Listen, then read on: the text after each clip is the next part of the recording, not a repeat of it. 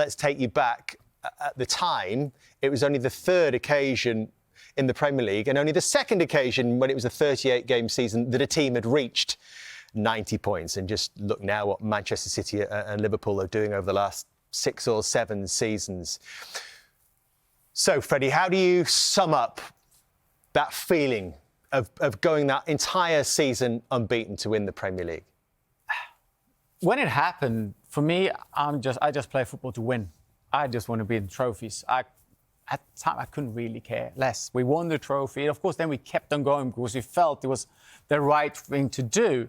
But I never thought it would be such a big thing as this today. But of course, it's something I'm proud of. Well, was it a big thing with sort of 6 or 7 games to go? Was it a case of this has never been done before, or certainly a very long time since it's happened before? We have to make sure we go unbeaten.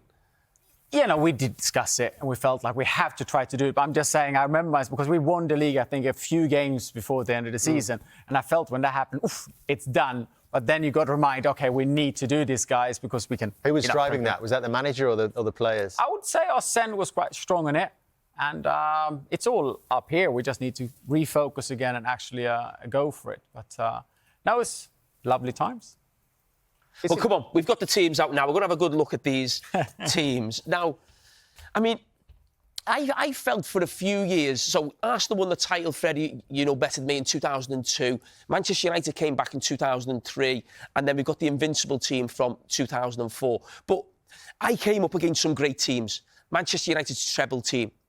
The United team of Ronaldo and Tevez and Rooney, the top end of the pitch. The Chelsea team of Mourinho, those first sort of 2 or 3 years. But I've said this consistently. This team, or this era from 2002 to 2004, is the best team I've ever played against. And the one team I would say, when I was going into games, affected me psychologically. Where I felt uncomfortable going in the game. I didn't think I was good enough. I didn't feel physically strong. It made me feel smaller and weaker. Against United, you knew they were better than us, or Chelsea had the edge on us, but you still felt we'll give them a good game. We'll take them as far as we can. This, Freddie, and your team is what it did to me, certainly, psychologically. That's nice to hear, isn't it? I think that's a massive compliment. Where do you see the strength, then, that he's talking about? First of all, what I said, at least, or what I feel, is that I don't say this in a cocky way. I hope people don't see it that way, but I would say, in their prime, all these players here, in their position, was top 3 in the world. That's how I felt when I walked onto the pitch. Even the right winger? He was a bit dodgy. But in general, you know, when he felt like there's no weakness. There was no one who felt like, oof, if they hit us here or there, we might concede. It felt like, when you walked on there, we're going to steamroll them. Was that, first of all, as Jamie said, physically, I think, stature, power? If you put the height of players here as well, it's a massive team, as you know. I never really thought about it until I saw with my godchildren. I saw like some sort of video when I scored, and they all went over me, and I think I got to hear to most of my teammates. But that, I think, Arsene was before his time a bit. Like today, you look at most top players are physical specimens. They're fast and they're strong, and they, you know, all that size and all that. And that was this team. If you look, Ashley, maybe he's a bit smaller, but rapid and strong in the tackle. And that's what I don't think Premier League was really ready for that. The thing I think most people would always look to when you think about this team is on this side. And I've come back to this right-back position where I found myself at times right centre-back. Dreams and nightmares. But I actually think playing against this Arsenal team as a right-back, I'm not sure there was any more difficult positions to play in the world, certainly at that time, or probably any time I can remember, because I played right-back in Liverpool teams in the early 2000s, and what you would have is you would talk about players coming in from the side, and you'd get Pires coming inside, you'd get Thierry Henry spinning out to this side, and then you'd get Ashley Cole on the overlap. And the reason why I say this team was the toughest to play against, because things happen so quickly. That's the most difficult thing as a defender. You've got no time to react. And I was an organiser, telling other people where to go and organising the team. When you're playing against a team who play at this pace, there's no time to speak. You can't pass on information. Things are happening so quickly. And I think this sort of area of Pires, Cole, Thierry Henry was devastating You know, I have nightmares thinking about it. But I actually think after a few years playing against them, the best way to actually deal with it was not to go inside with Perez. I'm the right back, he's the left winger. Or I'm going to stay here with Cole, or where's Thierry Henry going? And the centre-back goes there, and then I'm inside. It was actually a case of, you know what? Don't move. Actually just stand still. And actually, this is all going on, but you've just got to go, you know what? I can't cope with this. I'm in there, and then I'm out here. It's actually just let's hold our positions.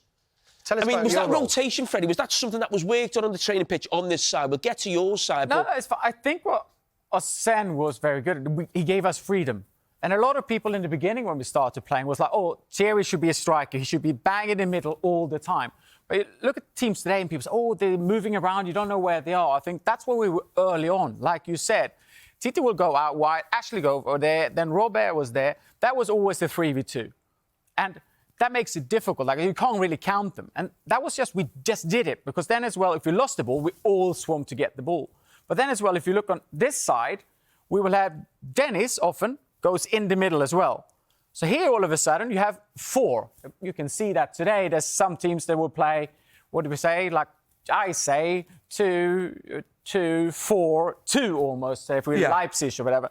Then I had the freedom to run in behind Dennis here, for example. Go on, show if us. he went short. Where are you going? Yeah, I could go here, or I could stay in this place, in central. Then you had Loren to go all the way up to be wide. And I would like to have TT a little bit more wide as well, if you could do that, Jamie.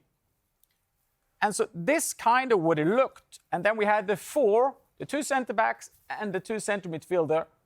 Toure and Campbell, extremely fast, powerful. There were nobody who would out-sprint them.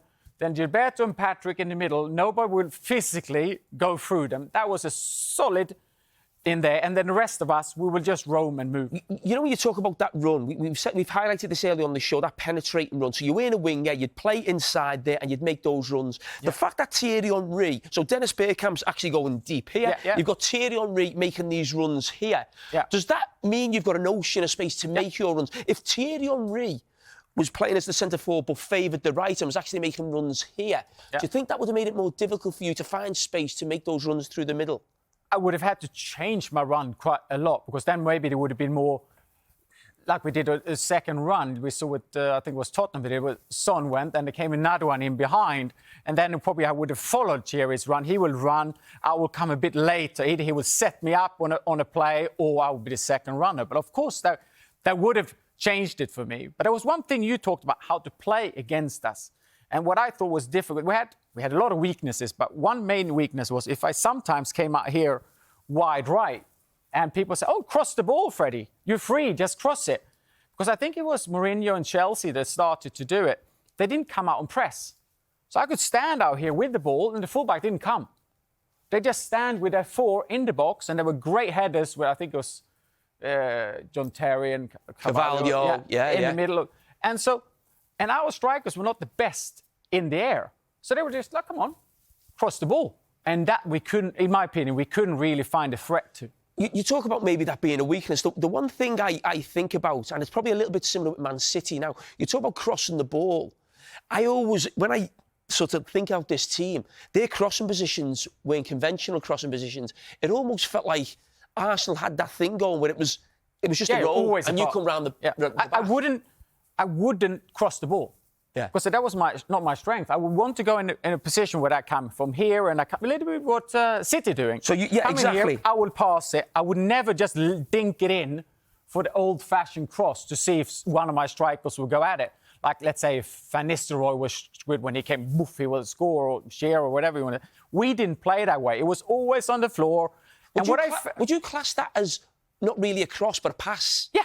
I can tell you guys, like, we had a training when I first came to Arsenal once, and I came in this position here, and I could pass it backwards a little bit, but I finished it brilliantly, and I smashed it into the goal, and I thought, oof, I'm showing I'm a good player here.